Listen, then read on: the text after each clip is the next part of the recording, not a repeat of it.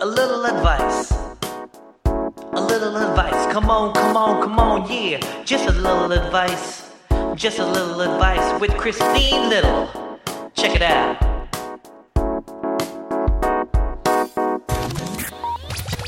Hello, and welcome to another episode of the Little Advice Podcast, the podcast where me, comedian Christine Little, gives advice to one of my guests because I have a BA in psychology and I love self-help, so that qualifies me to give advice to other people. It's only a little advice because I only have a little degree.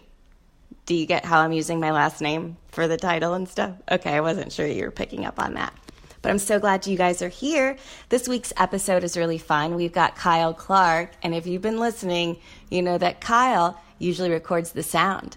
But this time, he's coming from the background into the foreground to lay down what one of his problems is. I didn't mean to rap, but I'm just that talented. So we talk about his issues with posting as a comedian, like posting on social media and how it relates to his self-worth. And we talk about the mean voice in his head that I've named Eric. And you get to hear who LaCroix Johnson is. Hint, it's a really cool person. So please enjoy this episode. And if you haven't already, please rate, subscribe, and comment on iTunes or whatever mechanism you're using to listen to this podcast. And if you do, I'm going to give you a little shout out. What? It'll sound something like that. I don't know. I haven't figured it out yet.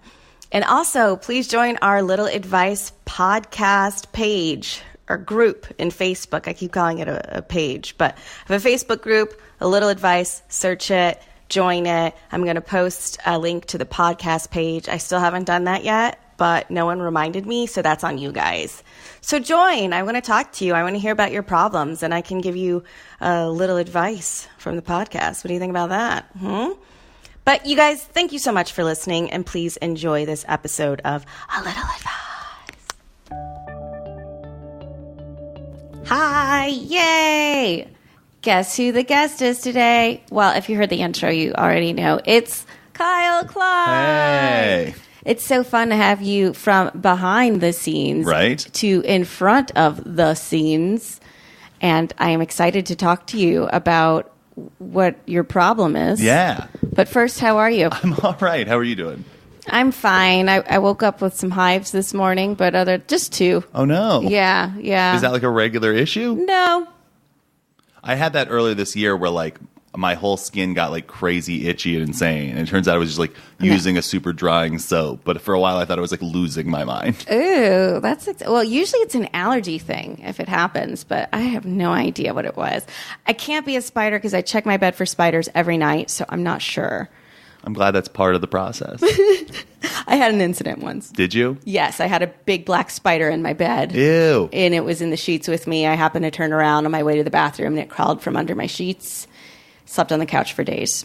But enough about that. So tell me, Kyle, what's your problem? I don't like that's. I mean, where do I even start?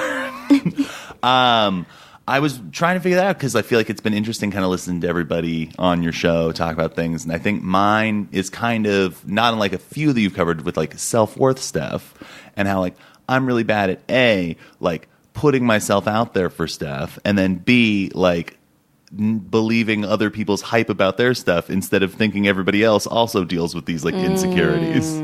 So it like compounds itself. Okay.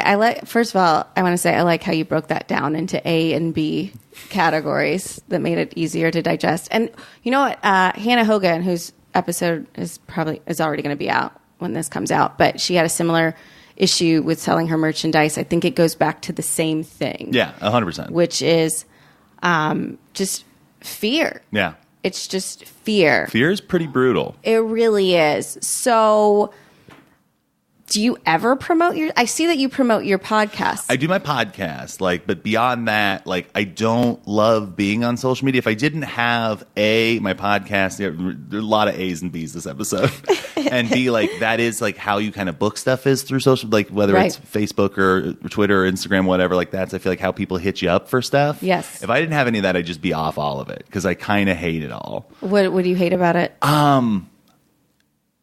I don't love the voyeuristically looking at other people's like curated lives. Yeah. If I'm going to hear about some crazy thing somebody did, I'd rather hear it like from them the next time I see them. Like, I hate that thing where you like start to tell somebody a story and they're like, oh, I heard about that online. I was like, well, then what are we going to talk about? Because like this was like, I love getting like current with people. I'm like, just like, what you been up to? And So like, is it like a fear of not having a good conversation when you see them in person? I don't know if it's like a fear of a good conversation. It's more just like I feel like you're missing out on like human interaction by like having a robot like present to you what your friends are up to. There's something like creepy about that to me. Yeah. I mean, I think you're pretty spot on with having it be a curated version of someone's life. People aren't going to put everything out there. I also like to be like present when I'm at a thing. Yeah. Like I always feel like, you know, and I have friends who love it, and so you know they're got to stop and get the gram picture, and I'm always sort of like, but we're just like we're here doing the thing, like let's be present and be like in. I'm especially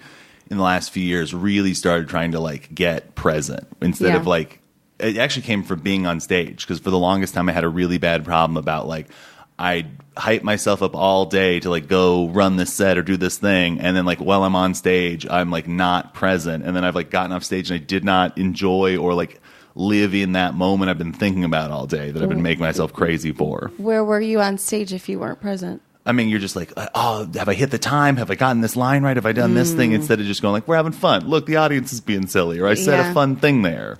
I can tell you anytime I go on stage with an agenda, like I'm putting this joke in here or I'm timing it, it's not as fun. It really is because your mind's not focused. I did that like last week. And actually it was kind of fun last week because I hadn't written like a bit I've liked in a while. And I came up with something that was like real weird and felt very like Kyle Clark stand-up-y where it's like weird, but it also like there's so much specific to it that it creates kind of a universal experience. And there's almost like a kind of twist in the bit that's fun. And I got so fixated on getting like a couple of parts of it, the wording right, but like I ended up doing only like half the time that I was like given to do because I was so fixated on this agenda of doing this one bit right. Right. Do you ever have that bit thing where like your bits, you think something's super long and you've convinced yourself a bit is like a 10-minute bit and it's never not a 4-minute bit? It's like 2 minutes. Yeah. Tops. On my last record, I have a bit about Taco Bell that for the longest time I thought was like a 10-minute bit and it is a 3-minute bit flat every single time. So that's kind of funny. It's like a story you've told yourself. Yeah. So it sounds like with the social media thing, the story that you've told yourself is, I don't like social media because it makes people not present. But okay, so going back to the podcast thing, you post about the podcast. So what's your thought process about posting for that versus I other struggled things? with posting about the podcast for maybe the first year of the show. And now it's more one of those things that like I am super proud of the podcast and I like want people to know that exists. It also helps that like Laura Knight, who does our art, like always does these amazing pieces. So I love being able to like show the art, her art off and stuff like that. There's almost like that thing I have to like trick myself about because like I'm a person who will bend over backwards and like wreck my life to like help someone I care about, but will like be paralyzed trying to do something for myself. You're making real professional faces here. You have a good therapist face going. Sorry, my mind's going to different places. You've done the artist way. No. And so I was thinking about that with blocked creatives. They often help other people because they're not. One of the many things in that book that broke my brain. Yeah, that they're not helping themselves. They're putting that energy into someone else. So with the podcast, you've kind of tricked yourself to say, okay, I'm showcasing someone else's work. I'm actually proud of this. So are you not proud of other things that you have going on? I would say I'm more self-conscious about seeming narcissistic. What would that look like? Who do you think is thinking that? I just feel like I know what it's like to be talking to somebody else who's just like telling me how much they're killing it and how much it's just like, oh, cool, man. Like, and usually I am like happy for them, but it is that thing of like, I don't value the stuff I do because like by me doing it, it therefore must not be as good.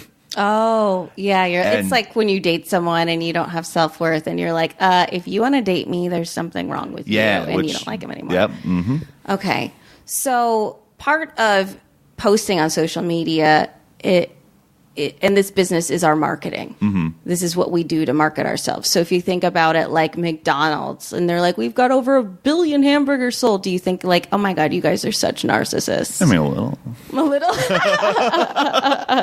They're spending lots of money to get that message out in front of people and curate it. So what is a story that you could tell yourself about what you're posting? And also another part of that is, what do you think you could post? Like what specifically? And I've been trying to figure that. I've been doing a lot of thinking about that. And I think some of it is that I like my work to speak for itself more than me, the work reflecting me. I know that's not the best way to put that, but like, I think it comes from, I started into comedy and came from all this stuff from the idea of being like a writer and like writing like prose and stuff like that. And in like the world of like a writer, like your stories are what are good. You know, you as a personality can be interesting and stuff like that, but I feel like no writer should ever like overshadow their work. Right.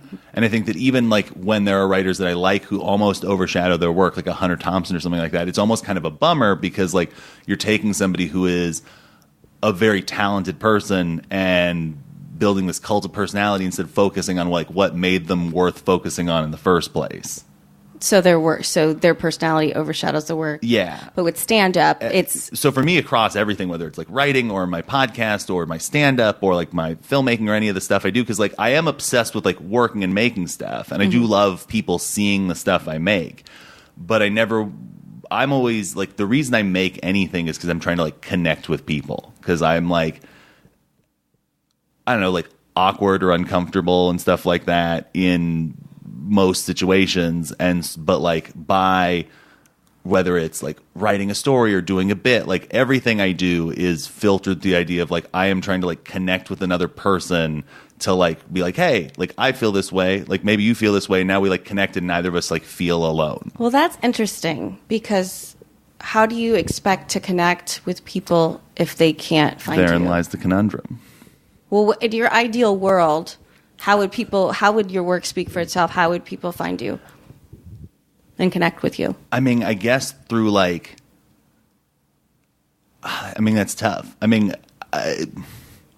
ideally, if you didn't have to post anything, would it be like other people posting about you? Yeah, or like word of mouth, or like things kind of covering it, or like, because a lot of the things I like that kind of this inspiration came from are like, whether it's like bands or writers are like, oh, I dig this thing. And then something or somebody was like, oh, if you dig this, have you heard this? Or like, oh, if you know this band, they play a lot with this band, so you might dig them too. And like out of like scenes or worlds or like histories or stuff like that, and how it kind of comes out of that. And I don't know, I guess that, I mean, man, you are just really cutting to the core of me, because I don't know. Yeah. Like, I think part of my problem creatively is that I am way more into the like process of making the thing than like the final outcome. Like, I'm one of those real bad creatives who like finishes the thing and then just wants to like throw it away because I got the part I care about done with. Which is the process. Yeah. So like, you know, my last record, it took me like a year to put it out. Mm-hmm. And I was like super proud of it. But I had already gone through the process of writing it. I'd gone through the process of like planning the night for recording it. I went through recording it and doing the thing. I hit all the beats for what I cared about. And so then when it came time to like put it out, I'm just like, it takes a different part of your brain to do that part. It does. And that's the part that I'm bad about. Like, it's almost like,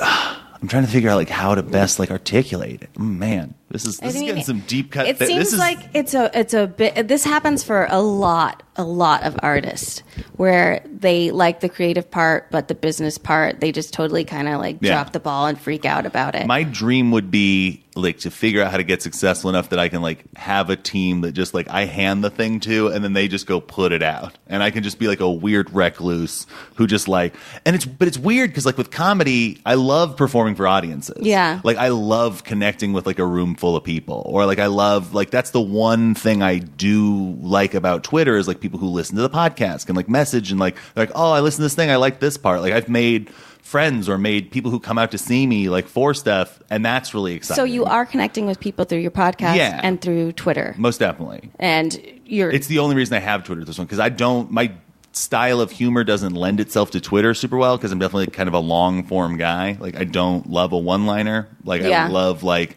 long crazy stories or like weird abstract things. Like, I don't have hot takes on modern pop culture, but if you want a 10-minute story about a weird dog, I got you covered. Weird dog. And like, so I love that stuff, but like on this macro level, I don't really care if somebody like likes or hates what I do. I'd like you to like it, but I'm going to like make it either way. So the fact that like it's going to either get approved of or not approved of doesn't factor in a ton to me. And I think maybe that comes out of a fear of like rejection as a kid, because I've just like never fit in. I've always been, just because like my size and the way I like look and the way I am and the things I like. So your story is like, if I don't put it out there, they can't reject me and I don't need it anyway. Well, I guess it's more like I'll throw it out there and it'll like find who it's trying to get to, but I don't have like the time or energy to like need you to like it. Right. I listen to this other podcast because I'm like a junkie now. It's called Audrey Helps Actors. It's all about the acting field, and what she talks about is like a lot of actors like to do the creative part, but then they struggle with the business part and marketing and finding where their niche is, which I study a lot of business stuff, and it's all about finding your niche and finding your audience. And I think once you in particular find that, which I think you have to a degree with your podcast and with your Twitter following, it'll be a lot easier for you to navigate that. Let me collect my thoughts here. I think I'm definitely like afraid of like mass audiences too, like just because like that lack of nuance that comes with just like, I think this is terrible. Like, well, what do you know about it? I just know it makes me mad. Criticism.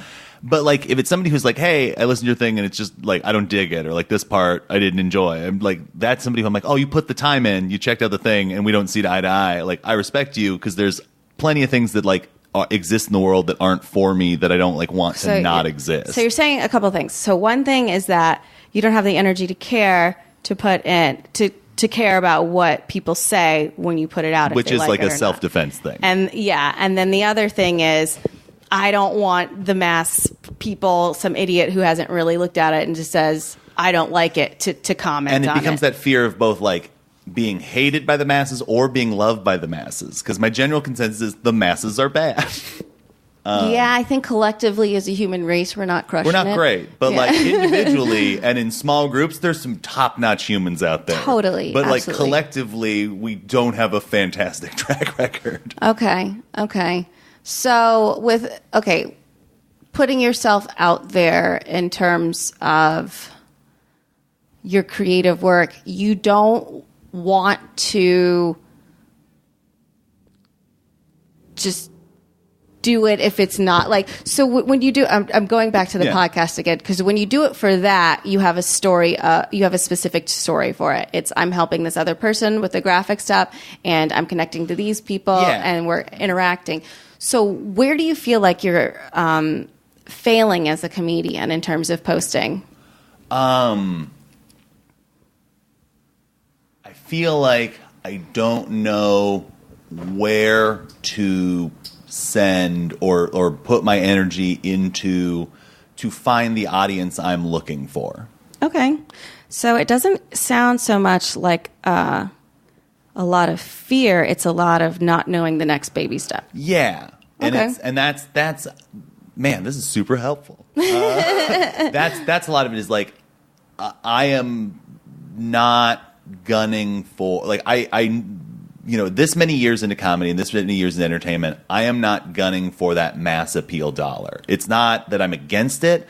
It's just not what I'm looking for. And, we have friends who have that, like, I want to be the biggest comedian in the world. Well, yeah, even in a business sense, it's all about finding your niche and finding your people. And it's harder, I think, nowadays for a comedian to appeal to everyone when there's so many subcategories. And I like being like this kind of artisanal thing where, like, and it's not like I write bits, because, like, I definitely have, I look at, like, convention comedians who I don't look down on, but like who found a niche, but like they're not like. I try to do stuff that has a very distinct voice, but also can play anywhere. Like I love playing in shitty roadhouses. I love playing in super specific rooms. Like I love having something that like feels distinct to what I do, but also isn't exclusionary. Like if it plays to you and you like the sound of it, like you are welcome into this group. Like I try to create you're not trying. You're trying to. You want to be inclusive, but also you don't have an interest in appealing to the masses or the mainstream. I don't want to compromise my art for mass appeal. Yeah, you don't have to do that. No one's saying you have to do that. Yeah, and I think it's a little less than it was a few years ago as like the business has changed, because I feel like when we were first starting, there was so much of that. Like, well, if you want to succeed, you got to do this, this, and this. Like, which Hollywood loves, like giving you blueprints for whatever worked last year. Or like 10 years ago. Yeah, and that stuff always seemed gross to me. And especially because you're, 6-7 years in? Something like that? We're kind of same. About 9. Okay, cool. 9. So we are like right in that same and window. then I got more serious about it. I was same boat where I'm like 10, but 7 years ago, 8 years ago now is really when I kind of hit hard on it. And like you remember like how weird so much of that stuff was, because it was the start or like the cresting of like the cash grabo stuff where it's like you got to figure out how to do this, or like you got to figure out, now you got to figure out your Snapchat show. And I was like, I don't want to do that. They're like, but that's how you'll make the money. And it's like, okay. So I'm sensing here too that you're kind of going all over the place because you're trying to avoid, a lot of thoughts going. You're avoiding talking about something specific. Let's get down to the specifics there we go. Okay. here. I love this. So what do you think the next baby step for you could be? What do you think you need to do in order to find your tribe? The next thing I would like to figure out how to do, like, in the next few years, because I kind of am in a place where I'm trying to figure some of that out. Like, some of it is figuring out how to, like, tour a little more and be able to, like, hit markets and be in places so that I am out there and on people's radar, and the people who want to see it can come see it, so that it's no longer like, oh, that's that guy who lives in LA and, like, he does a podcast or he puts records out, but I want to be able to, like, come to places and be able to, like, not only meet up with, like, the people who are already on board, but then be able to, through that, create more of that. Do you feel like there's something more that you could be doing online that could enable you to have more of a following? Probably. What do you think that is? I don't know. Like, I probably should get better about, like, promoting dates and doing that kind of stuff. Okay. Promoting it's shows. Tough being a comic out of LA, because I feel a little weirder about, like, promoting shows in LA, because it just feels like such an empty gesture. When you're promoting shows in LA, I'm gonna let you guys into a little secret here that I'm not super proud of, but whatever. When you're promoting shows in LA, you're not promoting it specifically to get people to come. That's a bonus if they do. Yeah. But you're promoting it to keep yourself in the eyes of other people, bookers, and show them that you're working. And that's the part that I think is weird and gross. Why is that weird and gross? Because I don't know. It just feels like... Let me ask you this. Yeah. We got to know each other a little better when we went to a festival in Atlanta, right? Yeah. Do you think we'd be doing this podcast right now if we hadn't really seen each other there? No. No, we wouldn't. And that's because I was in your mind. I was in your radar. Well, yeah. Yes.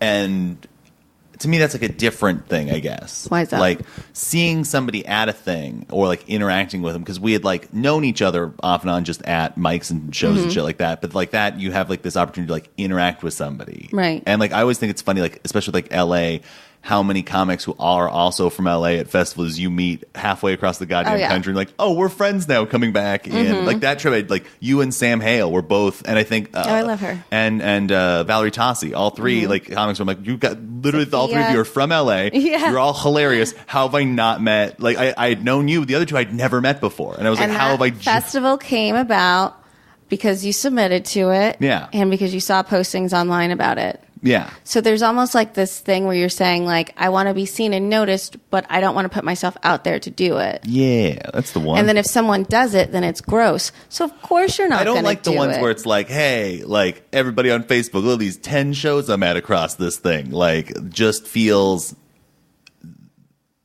I feel like that has a different tone to it. Is there a posting that you've seen where someone's promoting their stuff and what they're doing that doesn't feel? I mean, that's such an LA thing, is the like, here's a random picture of me and then a bunch of white text of all the shows I do that. So yes, I understand. I just never understand because in my mind, I naively think like, oh, they have enough of a fan base that is friends with them on Facebook that they must, there is so much call for this that they've got to get it out there.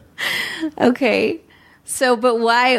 But if you thought that was true, why would it seem gross that they were posting that? That part didn't seem gross to me. That's the part that makes me feel bad. It's when I was saying that to somebody like, oh, they seem like they're working, and somebody was literally like, no, they're just showing that to show you how many things they have. So it's okay. So sometimes when you see people post stuff, you're like, wow, they're doing really well. Other times you say, look, they're gross for putting themselves out there. Seems like you have a lot of ambivalence. Like you want to do, like you have really clashing thoughts about posting. And that's keeping you in a really stuck place. Yeah. So let's get to a place for you where you have a story for yourself and about doing this that makes you feel good about posting. I would say, actually, because that's interesting. I think you make I'm getting a lot of little advice here today. I would say, for me, because I have been trying to think about this, trying to figure out what to do with it, because I know I have to figure out something for it. I think what I'm going to have to long-term figure out is a way to present that information that feels authentic to what I do. Ding, ding. And like everything I do, I feel like all I'm describing is like, I need to figure out a way to make this easy thing difficult. Well, okay. No, it doesn't need to be like that, but I really love what you're saying about being authentic. Like, you're not the guy that posts a picture of yourself with the text. That's not real for you. If I can figure something fun and interesting aesthetic-wise. Like what? Like... I know a girl. Do you know a girl named Laura Knight? I'm familiar with her work. Yeah. She seems like she's all right online. Seems like she could help you with some posting. Here's like a fun example, because I was just talking about this. The guy who is doing the cover for my next album, Jay Gonzo, he's an artist out of Phoenix, and he started doing like stand-up posters for shows, and he was like, oh, we should do like a poster for the show, and I have like a concept for this next album cover. It's going to be like me being very casual, like walking around on fire. So he threw out the idea of like, oh, it'd be fun to like do the poster, like promoting the show as you like walking somewhere casually, like with a can of gasoline. And I was like, oh, I love that, because it's like, it kind of fits. It's like, it's kind of dark. It's like kind of funny. I mean, like this is why I'm like bad at promotion, because like I need to like update some headshot stuff, which I already feel so self-conscious about to begin with. Like it seems like you've got a lot of, okay, so for stuff like that, I really love where your head's at. I love how creative that is, especially for an album recording or a poster. But also, there are little things that you have interest in that you can post about that doesn't have to be this big grand thing in order to give you permission to share your life. Interesting. Please expand. Like, what do you like to do? I mean, wallow in fear. Okay. Are you comfortable sharing that with people? No, definitely not. I was going to say, like, I am fascinated with this idea of doing like a set of like promotional photos where I'm dead. Like, okay, Kyle, I'm noticing a theme here. You're on fire. Yeah, you're dead. It's been a time. There's a level of like morbidness to it that like I guess it's because it's like it's the opposite of everybody's like, I'm made up and I'm looking great and here's me like looking fun, and I just think it'd be like, oh, here's me like bleeding from the mouth on like a gravel road. Like, it's just like an interesting variation. It's like my snarky version of it. Right. And I mean, it also comes from like, I love like horror movies, and I love like kind of like sensationalist, like, and like punk rocky stuff. So I kind of like art that's a little bit more that kind of like Gen X, like we're doing a promotion for something, but it's like promotion is dumb, so here's like a fun version of it. That's like a cool kid's way of promoting. Yeah, like, it's like, this is stupid, but here it is. Also, it's out there too. Yeah, the exactly. Yes, that's 100% it. It's the 90s MTV aesthetic. You know what? That is sort of a baby step to get it out there. Maybe you'll get to a point where you are like, okay, fuck it. This is what needs to come out. This is what it is. What do you think about doing posts about horror films? Having a screenshot of a movie you just watched, and like writing a little blurb about it, since you like writing so much. See, but I don't love writing like criticism stuff. You don't have to criticize or like You have a show called This Is Rad. You could write what's radical about it. And it's I guess I'm more like nonfiction stuff has never been my jam. Like when I say criticize something, like I think this is bad, but like the think piece about entertainment stuff, I've tried kind of playing that direction a few years ago, and it's never felt super comfortable. Like, you know, like I would love to figure out a version of that. To me, like that's what This Is Rad became, is kind of the reason I love doing that show, is that it is kind of this perfect version of that for me. Like that's, I think, one of the reasons I'm able to like promote This Is Rad as much as I do, more than any of the other stuff I do, is because I feel like it's such a like calling card of like, hey, like if you are interested, like this is a perfect place to like check in and get a sense of like the vibe. Like this is, I'm going to talk about the stuff it seems like it's a really authentic medium for you. It is. It's long. Like our show is pretty regularly 2.5, 3 hours long, as you discovered doing it. You know, and I love being able to stretch out like that. I love being able to like dig into like the nuances. Like my thing with hot take Twitter stuff is like I feel like it's so like disposable, and there's no room for like nuance to it.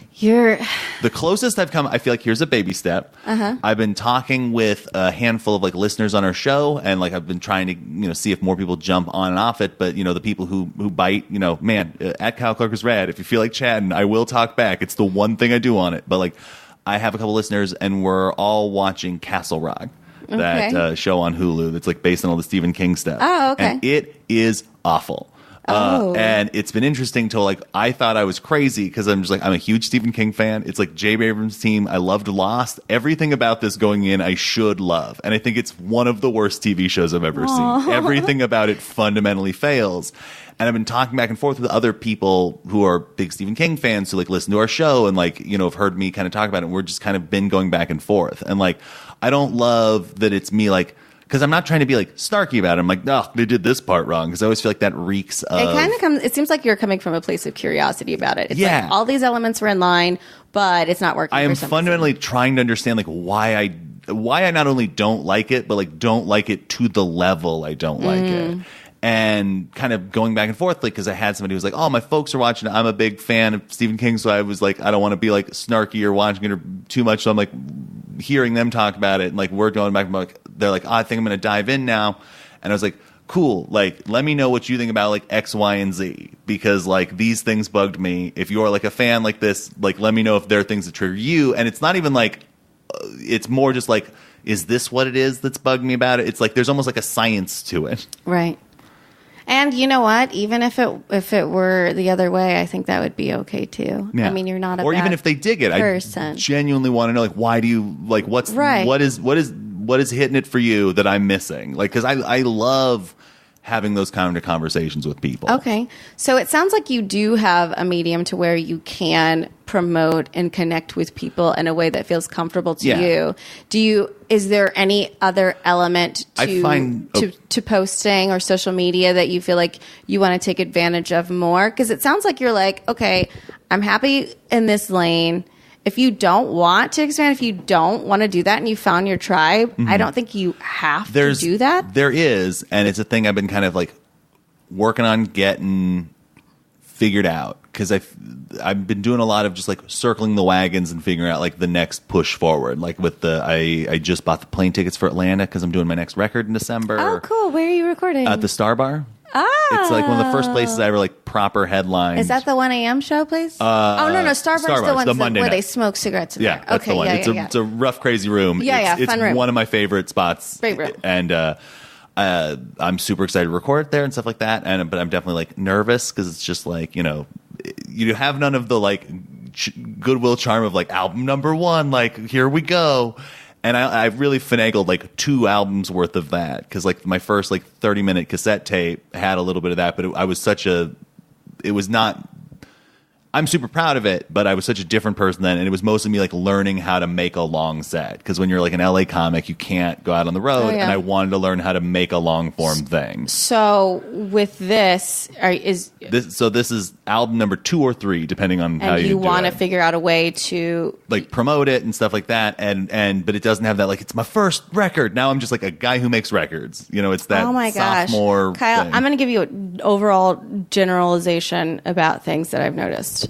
Please. About It seems like you are always looking for the, I don't want to sound negative when I say this, but you're looking for the why not instead of the 100%. how, right? No one's thinking about that. No one gets, even if you said this show sucks, no one's thinking Kyle's a bad person. Yeah. You and know I just live my whole life and have for basically my whole adult life, assuming everyone thinks I'm a bad person at all times. So let's get to that. Let's get to the root of that. What first, and we could start with the tour. When is, or the show? When is the recording? December 3rd. December 3rd. So you've got time. Yeah. So in between that time, you need to figure out your poster art. Yep. And your marketing strategy to get people out there, right? Yeah. Do you think you're going to have problems posting about that when it's time? No, I don't think so. Because it's connected to something specific. Yes. Okay. But in general, you don't like posting about everyday things or your shows in LA. I would say like when it's specific things that I can like point to, like those are easier to promote. What if you were booked on a show in LA and would you promote that? Depends on what it is. I mean, I try to. Like, I will always, like, if somebody tags me in a show I'm on, I will always, like, retweet what it is. Like, or, post something like, oh, yeah, no, I'm doing the thing, and, like, I'm on the thing. I, still get self-conscious sometimes because, sometimes I'm, like, on a show, and it's like, oh, I'm, like, working on a bit. Like, and so you're going to watch me, like, not necessarily, like, kill and crush on this show, but you're going to hear like 3 new tags, like a bit I've been working on for 2 years, especially like now with the record. And I just, again, very like self-conscious about that kind of stuff. Where it's just there's like a lot of self-consciousness. I mean, it's why I think I turn around records so often is because like I hate the idea of doing bits for too long because the idea that like people have heard it. Yeah. Yeah, that's tough. I think that's something that a lot of comedians go through is just like feeling self-conscious about having the same jokes. I will say, I think it's made me a better comic in some ways because I feel like it does light a fire under me to write more stuff or to like figure out new angles on things. And I think that like it's one of my handful of neuroses that I actually think like worked out in a good way. Because I do think that like I'm pretty good at turning stuff over. I'm pretty good at like letting a bit go and not feeling like my bits are like define me and stuff like that, because I feel like one of the biggest growth things I've had between like my last record and this record is really that last record was such a defining thing of like who I am as a comic, like what I do, what my point of view is. Going from the cassette to that was such a like this is me. And then this one has been interesting. It's like, all right, well, I made my thesis statement about like who, like my last record's literally called I'm a Person because it's such a like statement of who I am. Like it's one of those things I'm very comfortable if somebody's trying to understand like what I'm all about. I can slide them that record and just go like, give this a listen and this is the guy you're dealing with because it's silly and stupid and fun and smart and sad and dumb all at the same time in a way that I'm like really proud of. And this one is like, all right, well, you've told everyone who you are. Now you have to like keep going. And I think that, like, whether you're looking at bands or writers or comedians, like that second one is always tough because it's like, well, I've been prepping for so long to make a thesis statement. Now what do I do for the rest of it? And, it took looking at guys like, I know it's so like lame to be like Carlin, but like it was so helpful to me how not married to stuff he is. That he just keeps moving. And they are snapshots of where he is as an artist at that time. Right. And it's kind of changed the way I look at art in general. Because now when I look at like writers or musicians or comedians or filmmakers that I like it's so much more interesting to think about like what they made as like who they were at that time instead of thinking like this was their masterpiece or like this one didn't work. That. Yeah, that's so true. And it's such an interesting and to me more interesting like way to look at art is that it's a snapshot of that. And once I had that in mind, I'm like, okay, like where have I been for these like last 2 years? And like the next record's going to be called Absolute Terror, and it's all about my like neuroses and fear, but it gave like because I like kind of like I spend the first year kind of just trying to figure out new bits because like how there's nothing worse than that moment where you're just like I need new shit, I can't lean on any of the old stuff, I'm gonna die because you feel like an open micer again, like you like the number of times where like you walk on stage with like something new and you're like eating shit and you just want to dive into something is gonna kill but like you can't and you just want to yell at the audience, I swear I'm good at this. I try to just sandwich things in. I did have a bad set recently where I started with new material and I didn't realize that's why it was a bad set till I was explaining to someone like how bad of a set it was. And I was like, oh, I opened with stuff that I'm not even sure how to say yet. And it just ruined the momentum for the entire set. Yeah. So, yeah, I can definitely relate to that. Now let's bring it back again.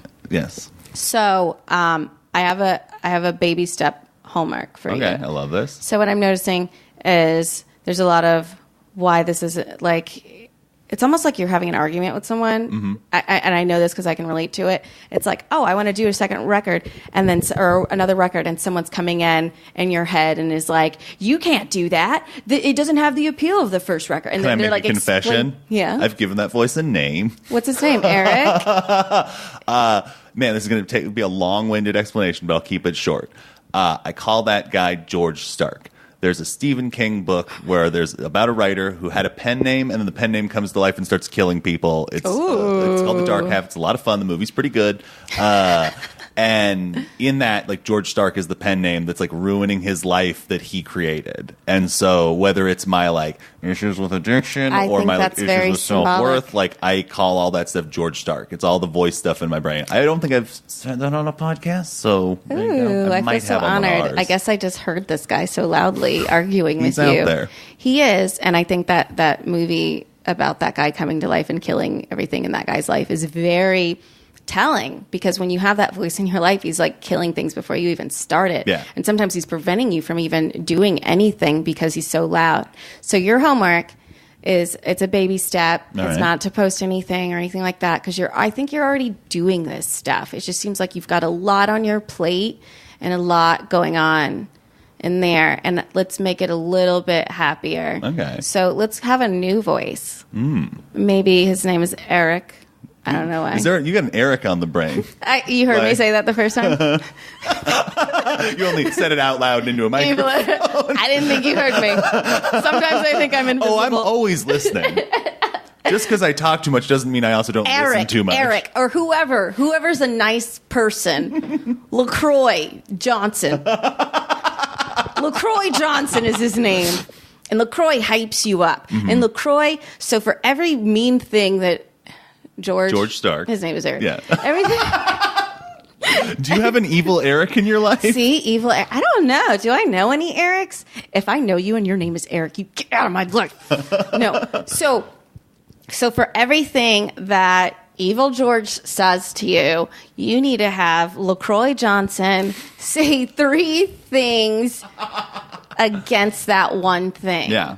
I mean, that's going to be hard to do all the time. So if you can have a time of day, do you do any journaling? I do. I do my morning pages. Oh, I see you. Okay. So in the morning, that's a really good time because we're like getting all of our crap out of our minds and stuff like that. So when you see George on the page saying like, I can't do this because of this and this and this, LaCroix can jump in and say, but this is why you can do it.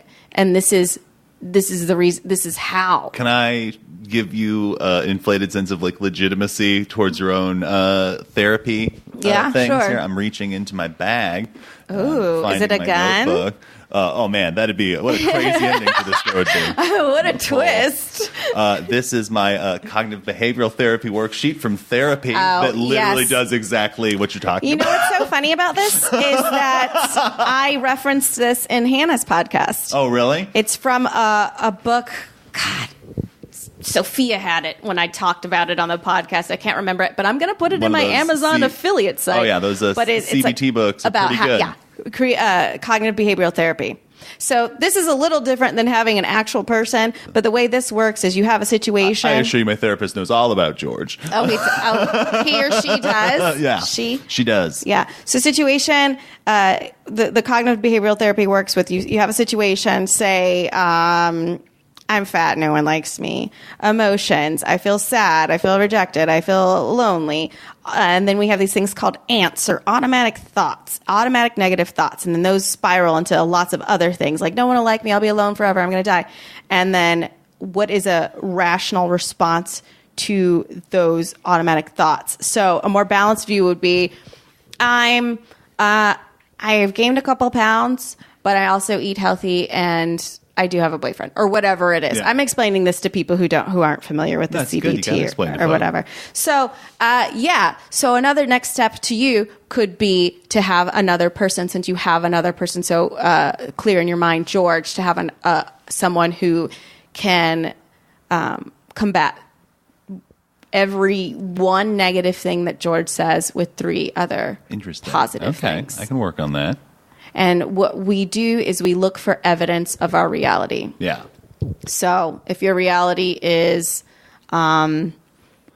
people who post are narcissistic, then you're going to see that more. Well, one of the things I find that I struggle with that's been a new project is I've been trying to because getting my mental health to a better place in the last year has been it has been thing number one. It's almost overshadowed comedy for the first time in forever as the number one kind of focus thing, because I was okay, if I don't fix this, it's gonna fuck this up in the long run. I don't remember if we swear on the show or not. Yeah, we do. I gave up on that episode 1.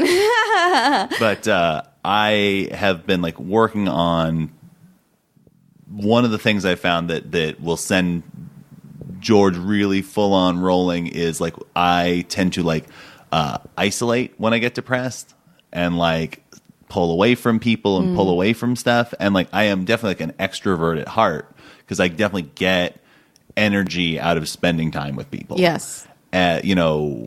And so a big thing I've had to start doing is spending more time with people. I think it's one of the low key selfish reasons that I like working on this show is because it gets me out of my house. I get to spend time with a person whose company I enjoy and listen to people connect and feel like I'm a part of a thing. And, I try to do more and more of that. And I've definitely found that I can track a 1-to-1, when I'm spiraling and it's all falling apart and I'm having these meltdowns, versus when I'm not actively trying to engage and interact with other people. Yeah. You're taking the focus off yourself. And also pay attention to who you're hanging around. There's that thing of you're the sum of the 5 people that you're around the most. Toxic personalities are a real brutal thing. And it seeps in. So if you concentrate on being around more positive people, that helps. And also, this is something that we all struggle with, the stories that we tell ourselves, the negative stuff. I told a story to myself that I was annoying you by doing this podcast, so much so that I was I'm not going to bother him anymore. And I didn't even realize that I had believed a story that I had told myself. I'm wait, do we have any evidence of this? Is this true? And that's something that you can do too. Yeah. So even if you can't get someone to hype you up, because that's kind of a form of an affirmation, and we're come on, this isn't working. If you could even just neutralize it and say, is this true? Is this a fact? Do I have hard evidence to support this? Yeah. And 9 times out of 10, you're not going to have it.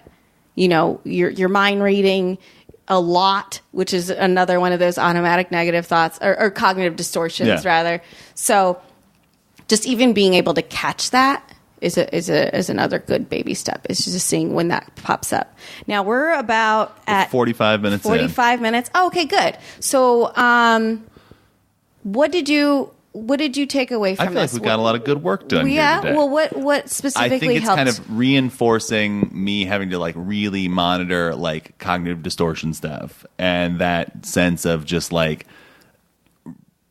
acknowledging your emotional reaction, but then putting logic or putting even with LaCroix Johnson, arguing those points you've decided as fact with any other information that might be contrary to that you are not initially thinking of, but when you stop and think about it, becomes clear as well. Looking at the larger picture of the thing instead of fixating on the problematic area. And so I think that I do need to learn how to focus more on that. And I think that that's a really good thing in my journaling to when I watch that stuff start to get a little heavier, definitely try to think it through a little bit more. And I think that I definitely need to continue to explore how to approach self-promotion and the social media legs of that in a way that I find reflects me, instead of feeling I need to do something that fits the mold of what other people do. Here's a fun way to do that too. Right. Is look and see if there's people, because I doubt everyone that promotes you think is gross. So look at people that you find. It's never a judgment to me on them. It's more me thinking I couldn't do that myself. Oh, okay. Well, that's a totally different thing. But look at people that you do admire, respect, and and see the way they're posting, Mm-hmm. and just kind of make a note, make a list of those things that would feel good for you. That's definitely a thing I'm trying to like figure out is like, are there people out there who like do promotional stuff that I think is cool? Because even if I like, you know, again, most of like I have like a ton of people in my head who I can think of who like do their posts. And again, if any realistic, none of it is me thinking that you are a gross person. It is more me just going like, I just don't know that I could do that for myself and without feeling ridiculous. You know what, Kyle? Once you start doing that too, once you start posting and being a regular thing, because I struggled with that for a very, very long time. But you're so good at it. You know why? Because I worked on it, and it was it's terrifying. Someone said to me the other day, "Oh, you naturally like to post things." I'm like, "No, I don't. This is something I had to really, really work on doing. I still struggle with, you know, critiquing every post and how does this make me look, or no one cares, or like all the mean stuff that comes up." But the thing is, the more that you do it, a couple things are going to happen. The more you're going to get booked on shows more, right? And you're going to be building up your fan base, and you're going to get desensitized to it. So it's not going to be a thing. And then you'll have something new to worry about. Okay. Like selling merchandise. So let's grab it. So don't worry about not having anything to stress over. You will find something to stress over if that makes you feel good. But this is something, it's a muscle to be worked, just like getting on stage, just like doing an open mic. You're in the open mic portion of posting. Okay. And I can guarantee you that once you start doing that on a regular basis, and you're going to find positive results. And you look for those positive results. Maybe you'll get someone saying something negative every now and then, but I mean, God, look at my Laugh Factory video if you want to feel better about that. We'll have to do a follow-up, and we'll see if we can figure out some social media stuff. Maybe we'll keep posted on that. Maybe I should just post me twerking when I get gas more There often. you go. That was an impromptu thing, and it was fun. That was great, though. It's and super fun. You know what's easier? Makes it easier for me to post too if I'm with my friends. Yeah. It makes it like about 90% easier to post because we're all doing it. We're helping each other, and it doesn't feel as icky. So post with friends. Take a screenshot of a movie that you like or a show that you like. Just put it on your Instagram and say, "I like this show. This show is rad." Hashtag rad Kyle things or something like that. That's all it needs to be. And you can open up a discussion about it. And then you, since you do like discussing things with people, you have an opportunity to engage and build that connection to your following. Yeah. Right. So, and I'm struggling with that too, with this podcast. I made a Facebook group and I'm like, now what do I do with it? But I know that eventually, I think hopefully, it's true of every Facebook I'll get group. through it. Right. Yeah. You'll get through it. Okay. You definitely will. So, homework, do one post of a horror film you like. All right, I can do that. Talk about, listen to LaCroix Johnson. Okay. Those are your two things. LaCroix Johnson. LaCroix Johnson. Three positives to one negative. Okay. Okay. So, was there anything else I wanted to tell you? I think that's it for this portion of A Little Advice. Well, thank you. Yeah, my pleasure. We'll check back in a minute here. Let's check back in a minute. Yeah. And I'm going to ask you some questions. Love it. And Sorry, I'm used to hitting record on my own setup. Oh my God. I forgot whose podcast Kyle I'm on. just started hosting the Little Advice podcast, the Little Kyle podcast. Spin off. So we're back. I don't usually put transitions here, so it just sounds like jumping. I usually put a little music Do thing you? in. I haven't been doing that. I forgot to do that my last one. It's just a random like rights-free iTunes or Apple Music thing I found. I have to tell you about all the trouble I'm having editing. Like I stayed up hours last night editing the last podcast, and it's still not done. But that's another thing. Okay, so I'm going to ask you a couple questions about your creative process to get inside that head. And the first thing I want to start with you about, though, and I think this would be helpful for you as well, is think of a time that you feel like you've had a good success in your life. I don't know if that's redundant, but a successful point in your life. Sure. You got a role or you did some major accomplishment. Can you remember a mindset shift that you had before that accomplishment? I'll use like a fun example of one. Oh. The first season of Hidden America with Jonah Ray, which was a sketch show that was hidden, pretending to be a travel show. It was on the late CISO. It's now on VRV if anybody wants to see it. I was a writer's assistant and a writer on the second season. The first season they brought me in because they had finished, and like I came in to help like punch up a bunch of stuff because a bunch of people had to go on to other jobs and they knew I was around, and that was like a real amazing moment because it was the first time I got to be in like a writer's room for like a fancy thing that I didn't like create myself and like got to come in for. And I think that like the mindset shift, like give me your wording on that again because I want to make sure. Mindset shift before an accomplishment. I think that it was me realizing, actually it was the same time I was doing the record, so it was all kind of the same run of stuff. Oh, that's great. Where it was, we literally wrapped writing and then the next day I did my record, so it was kind of both at the same time.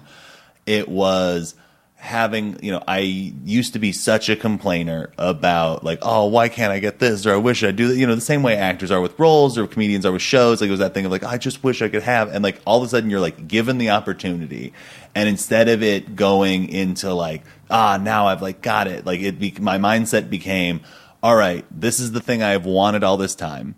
It is time to like put up or shut up. Like, and I need to like do a good job, but not like aggressively like, I'm gonna get my thing in, but like I need to be like I need to act like a professional writer. If I'm being put in a position where I get to be a professional writer, I have to act like one. I have to have pitches. I have to like work hard. I've got to put the time in. I've got to like do the work that is required of it. So was the shift more of like okay, it's time to really get to work and hunker down, whereas before you were like, when I think of things, I write them down. Yeah, and it's like, this would be fun, or this would be an idea, or like, and it really, I think the biggest thing that changed, and it went even more the second season, was learning to not be precious with like your writing. Oh, go on about that. Like, where it's like, okay, like I wrote, especially with stand-up, you're like, I really like this joke, so I'm going to keep pushing this thing that never plays because I like it, like kind of thing. And this thing, like, whether something does good or does bad, it doesn't really matter, because the second you pitch it and it's in the script, you have to pitch again. Like the next line now goes. We were doing like line by line rewrites where like, because we couldn't change locations or props or actors or sets, but we could change every line of dialogue still. And it becomes this insane puzzle of like, is this line the funniest, clearest, most efficient way you can say this? All right, that line we've spent 20 minutes on. Next line of dialogue, or like stage direction. Is this like the clearest way you can do all this stuff? And that was such a great way to learn, because I'm such a like, with my personal writing stuff up to that point was so like, it's got to feel the right way and it's got to do this and this. And I feel like I really did learn to just get it on the page, and get then the quantity down. And if you but also like be putting together good stuff.